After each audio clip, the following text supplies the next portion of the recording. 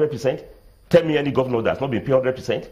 They're also paying their predecessors. I've said so. 40 billion naira have been expended on ex-governors who are collecting salary severance pay. I mean, they are collecting pensions for non-pensionable jobs. It seems to so suggest, now what I'm saying here is that... It seems to suggest that the Paris funds or whatever kind of bailout to the state governments is hardly ever enough, or is it is not sustainable over a long period of time? I think what should be done by the states to begin to get to a level whereby there is confidence that's reposed in the people that they govern?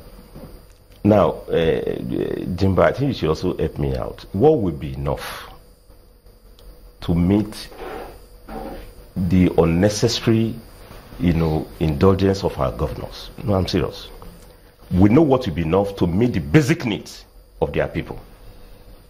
Because I've said so, the first bailout, second bailout, there was also a scandal, even the second one, in which ICPC had to intervene, interrogate some governors who deliberately diverted funds. We all read in the papers. Even though the governors denied it and said, wait, that's not the case. There is later evidence, some of them have been forced to refund some money under this Paris Club. That's a diversion. So it's not so much of lack of means, it's lack of the will.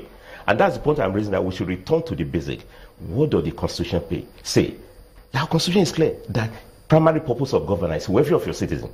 And it expressly mentioned salaries, wages, living wage, including pensions. So you can't even play on it. It's a first line charge. You should pay your working people. So your priority would be that the best way to run any corporation, I'm from private sector, I'm not in public sector, every employer in private sector knows that you can't run any business without workers. And you can't do any business until you pay them, you get them secure, you guarantee their future. And the only way to get productivity out is to pay them as I went due. So what I'm saying is that I think that's the priority. So it's not about how much more. I'm just asking, 1.5 trillion naira. That's almost a quarter of this national budget. I've been given to them as what do you call it, as bailout. And yet, the more you see, the less you see in terms of payment of these outstanding arrears for them. And you have a lot of governance lifestyle that do not tally up. I'm just telling you, governors doing state weddings for their children. Where does that money come from? You give symbolic gesture that business as usual, the problem is not lack of money, and yet you owe your pensioners, people who have worked all their life, 10 years, 20 years, 30 years, they can't get minimum pay. And some of this minimum pay, I'm telling you, they're as low as 12,000 naira. They're even less than minimum wage. And that reminds me, we're also advocating for minimum pension for our working men and women who have retired. So what I'm saying, I think we should just focus discussion to say, let's return to constitutionality. Any governor, and the same thing applies to any employer, including private sector, who cannot pay salary for whatever reason, is actually an impossible offense, if you look at the principle of the Constitution. I was surprised when I was raising this point on this law. Now you ban ASU in Ayaba Polytechnic or University in your state. Do these governors read their Constitution? Labour is on an exclusive list. You can't ban what you did not register. And that tells me you want to give this kind of governor state police? You give to, little power they don't have, the appropriate power that they have to help their people, uplift them, pay them, they refuse to exercise them.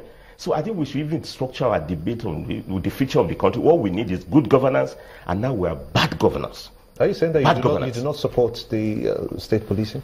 Wait, you are still asking me for this? No, but I'm saying, can you imagine? It's a bigger narrative. No, wait, it's a bigger narrative that is the way to go to try to contain crime. Jimba, I'm saying that don't let us be academic. Let's be practical. I'm not saying you are support or against, but imagine Yaya Bello having state police. He doesn't have one now. He's banning unions. He's banning citizens when he has not done his job to pay salaries and when due. Somebody should be impeached himself. I'm not saying so. In a democratic society in which we are not having kings, we are not having military dictators, where people are elected, you derive fund in not paying your workers very well. Now they went to strike lecturers, and for a relatively backward state like Kogi, like an average state, they are an educationally disadvantaged state. You should be kind to your people, encourage them to go back to school. If you hold, you can negotiate it. Ralph Aregbe, he holds, but he never denies it. He's very humble with his workers. I mean, make sure that he engages with them. If I met him where he was begging or maybe. But now you ban the unions, and you still want to have these guys to celebrate state police for them. But I don't think it's we're being charitable to them. If you call them, you refer to them as backward state. No. I'm educationally backward. I mean, most states they are classified. There are a number of states that are educationally backward. The statistics are there. No, if they're less, how many children? ELDS, not that they are backward. So educationally disadvantaged. Wait, let's call a spade that Nigeria. There are challenges everywhere. Nigeria which we're all looking part of a developing country of the world, and there's no way Brazil, country that we have the same color, South Africa. I mean, they ask me, my colleagues in all these countries say, wait, salaries are old. They can't believe it. You talk of pay more salary, not you don't pay people as a when due. I mean, this is very new to us in Nigeria. So how is Labour and that's what President Buhari is. How are you handling that as Labour? Because, I mean, if they release some of these funds to them and your members still complain of non-payment and you're asking for minimum wage or fresh negotiation, do you take that into consideration, and how?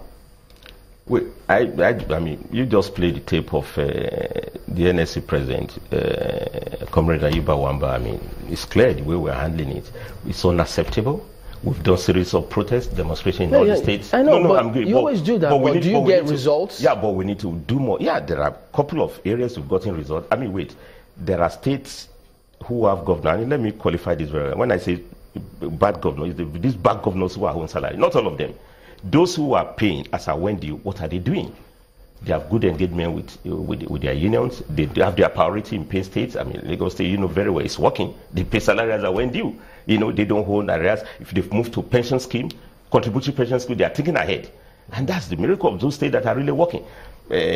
Kano State, the same thing, is really working very well in terms of payment of salary. Now, I think we should recommend best practices of this state to those states that are just engaging in unnecessary argument for them not to pay. Did you factor in internally generated revenues for those states that you say are bad?